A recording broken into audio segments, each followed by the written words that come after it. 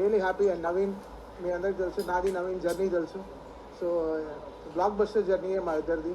And Naveen was extremely supportive with the edits and everything. చాలా బాగా అసలు 2 months ముందర వెరీ స్కాటర్డ్గా ఉండింది, బట్ అన్నీ తీసుకొచ్చి ఒక చోట పెట్టి ఈ సినిమాని ఒక ఒక ఒక షేప్లో, అంటే నేను సుజిత్ ఏమేమి అనుకున్నామో everything he got it on board.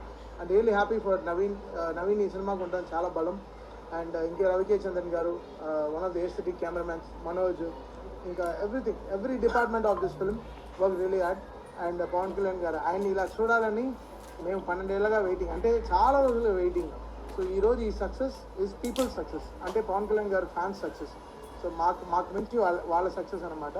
And extremely happy today. And Priyanka Mohan is also here.